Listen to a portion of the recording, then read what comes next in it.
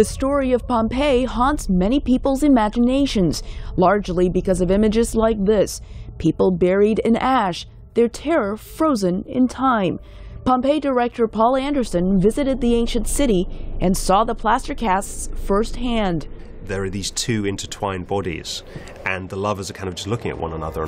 And that, for me, was very emotional, and that was really the basis of the entire movie. In addition to a love story, the movie is also a feast for the eyes of moviegoers and scientists, including volcano expert Rosalie Lopez and archaeologist Sarah Yeomans. I think they did a wonderful job recreating the city from the archaeological site. Well, I think this is the kind of movie that 3D was really invented for. You want to be immersed in this kind of ancient civilization and the sheer spectacle of it.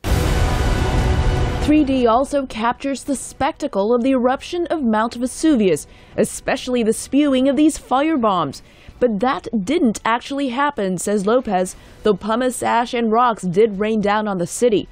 The film also features earthquakes and even a tsunami. Those did happen, Lopez says, though the tsunami was not really this big.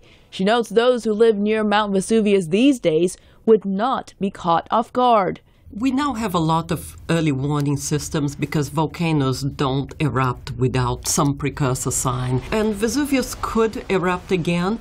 Vesuvius has smaller eruptions, so it doesn't mean that it would be as bad as it was back then. Filmmakers also portray the politics at the time embodied by ruthless Romans. The Pompeians did not unilaterally consider themselves to be Romans. They were brought involuntarily into the expanding empire. We find freedom, my friend. The desire for freedom is a theme that echoes throughout the film, says Adewale Akinoye Agbaje. He plays the gladiator and slave Atticus and friend of the main character Milo, played by Kit Harington. Freedom and equality, which is timeless, you know, and I think we all still strive for that today. In his personal life, this British actor of Nigerian descent also struggled with the freedom to choose his own career. I studied law, actually, as a first profession. Have a bachelor's and master's degree in law.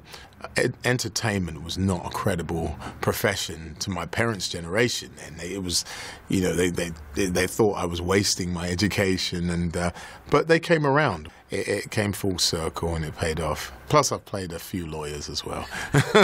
In preparing for the film, Akinoye Agbaje and Harington underwent grueling physical training to look like real gladiators. While Hollywood may have used some creative license in Pompeii, the experts say it does give audiences a good idea of what was happening with the volcano and what life was like before Vesuvius destroyed the city. Elizabeth Lee for VOA News, Los Angeles.